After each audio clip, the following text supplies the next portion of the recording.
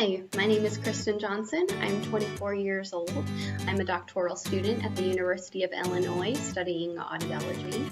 I'm a rabbit owner. I love coffee. I love movies and old punk music. And I also have Tourette's. So, welcome. The first tic that I can remember happened in second grade.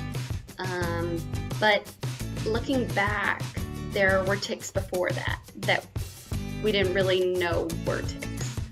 But the one that I first remember and being cognizantly aware that I can't not do this happened in second grade.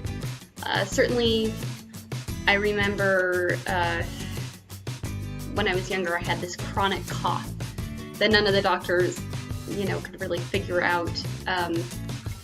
Tic. Even though I had tics very young, I wasn't diagnosed until undergrad. So there was a lot of time in there. But certainly, my peer group didn't really think differently of me. We had a very large disability community within my greater community. And so I think that the people I went to school with just thought, oh, that's just a part of Kristen. The thing that I did have an issue with were the adults. A lot of adults did have a problem with my tics.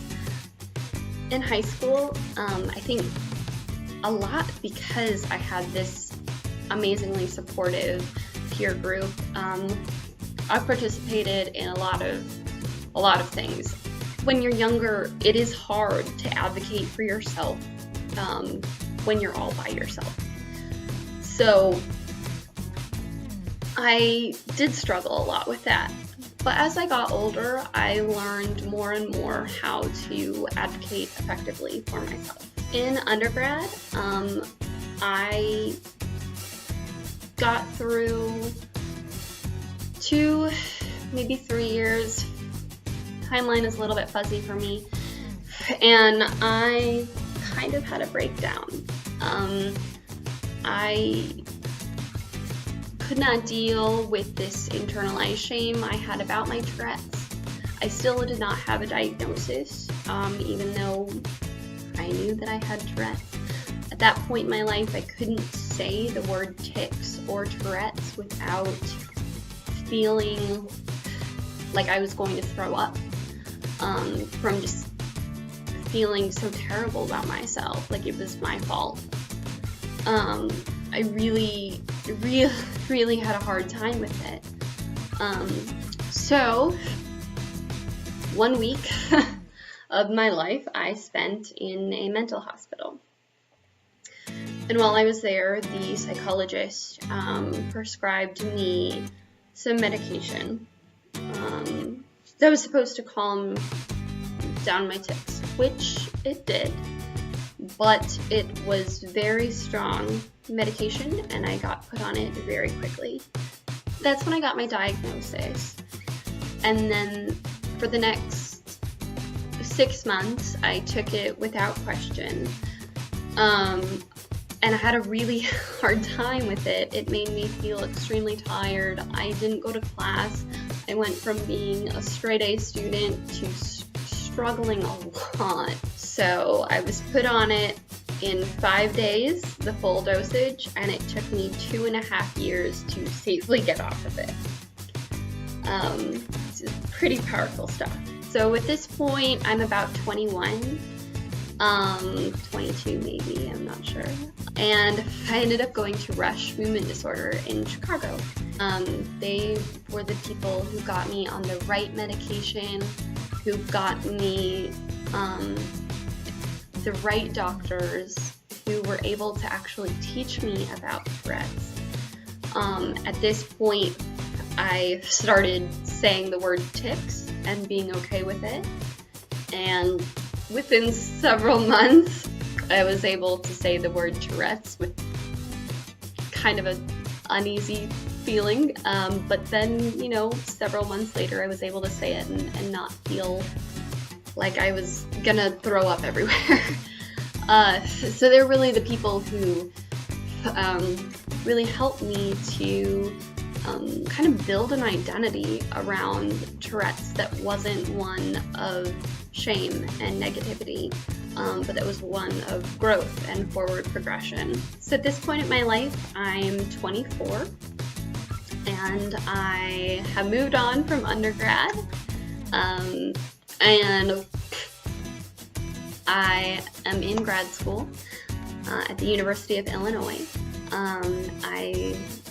Like I said earlier, I'm studying audiology. I see my own patients now, which is really cool because I feel a really strong connection to where they're at in their lives. I also do research. I'm a research assistant, and I was fortunate enough to present our research at a conference in Arizona this year, where we were kindly given an award for the research. And incidentally, I now serve as a member of the diversity committee for that organization, where I represent a disability worldview. I also, of course, take courses that expand both my breadth and my depth in all things ears. Everything is ears. It's so hard when you're a child and you feel isolated and alone, and you feel like someone has a problem with you and who you are, and your identity is wrapped up in this thing that you can't control and that you don't have a name for. You get the education and the treatment that you need, and you get not only medical treatment but also treatment by your peers and your superiors and the community around you.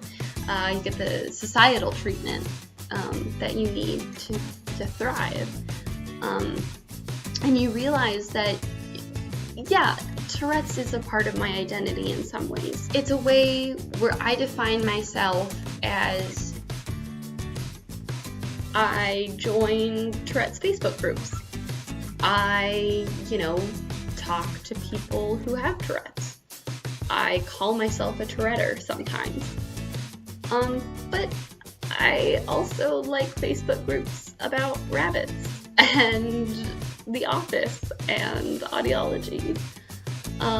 So it's not this sole thing that has encapsulated my life. Rather, it's one part of me, and it's a part that doesn't define my life's journey.